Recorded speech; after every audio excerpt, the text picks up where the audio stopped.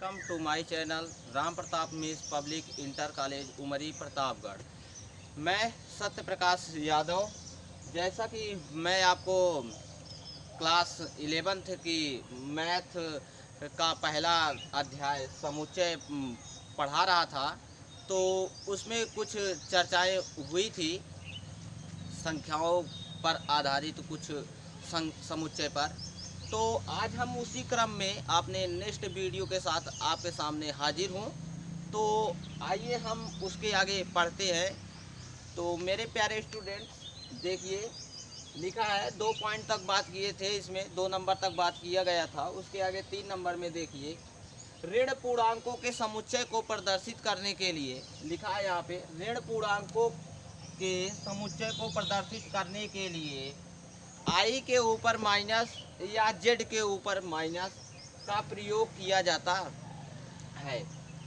अतः I minus यानी I minus बराबर Z minus is equal to -1 यानी अवयव -1 -2 -3। ये क्या है?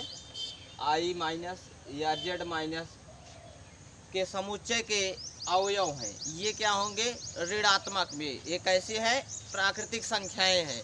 तो ये ऋणात्मक प्राकृतिक संख्याएं या ऋणात्मक पूर्णांकों के लिए हम ले सकते हैं आई माइनस या जेड माइनस से प्रदर्शित करेंगे। तो अगले पॉइंट की ओर बढ़ते हैं। तो लिखा परिमेय संख्याओं का समुच्चय प्रदर्शित करने के लिए क्यों का प्रयोग किया जाता है। यानी कि परिमेय संख्याओं का प्रयोग करने मतलब संख्याओं को प्रदर्शित करने के लिए क्यों का प्रयोग, यानी वो भी कैपिटल लेटर में। कभी भी बताया गया था ना, समुच्चय को प्रदर्शित करने के लिए कैपिटल यानी बड़े अक्षरों का उपयोग करते हैं, ए से लेकर जेड तक। तो क्यों का उपयोग करेंगे। और हम जानते हैं कि परिमेय संख्याएं होती हैं पी अपान क्यू के रूप में। तो x colon x is equal to P upon Q, यानी कि परिमेय संख्या वो क्या होगी? पी अपान क्यू के रूप में। जबकि पी क्यू बिलोंग्स टू आई, यानी कि पी और क्यू का संबंध बिलोंग्स टू यानी संबंधित होंगे किससे? आई से। यानी कि आई का मतलब क्या है? पूर्णांकों से। यानी कि क्या होंगे? पूर्णांक होंगे। Q does not equal to zero, यानी क्यू कभी जीरो के बराबर नहीं हो सकता। अगर जीरो के बराबर हो जाएगा तो हमारा परिमेय संख्याएं नहीं होंगी। तो हम इसी क्रम में आगे चलते हैं। तो इसी में हम अगर देख लेते हैं तो ऋणात्मक परिमेय संख्याओं का प्रयोग करने के लिए हम क्यू माइनस का उपयोग कर सकते हैं। तो इसी क्रम में होगा वो भी। तो परिमेय संख्याओं का समुच्चय प्रदर्शित कर अपरिमेय संख्याओं का समुच्चय प्रदर्शित करने के लिए टी का यानी कैपिटल टी का प्रयोग किया जाता है। तो मेरे प्यारे स्टूडेंट्स देखिए, ये है इम्पोर्टेंट पॉइंट इसमें अपरिमेय संख्याओं के लिए। तो अपरिमेय संख्याओं पे कैपिटल टी का प्रयोग करते हैं। तो T is equal to x colon x belongs to R, यानी कि यक्स का संबंध आर से होगा तथा x does not belongs to किसके होगा?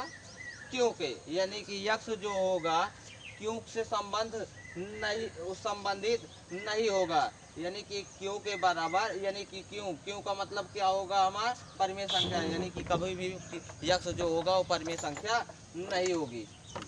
इसी क्रम में अगला पॉइंट है वास्तविक संख्याओं का समुच्चय जिसमें परिमेय तथा अपरिमेय संख्याएं शामिल होती हैं, इसे प्रदर्शित करने के लिए ही कैपिटल आर का प्रयोग किया जाता है। यानी कि इसे ही प्रदर्शित करने के लिए कैपिटल आर का प्रयोग किया जाता है।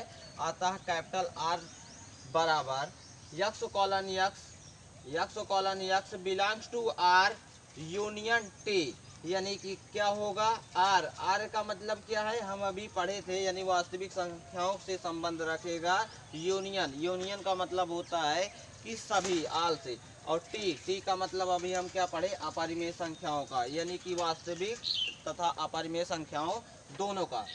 तो R is equal to x colon x square greater than zero, यानी कि यक्स कॉलन यक्स यानी यक्स स्क्वायर कभी भी जीरो के बराबर हो सकता है, जीरो हो सकता है।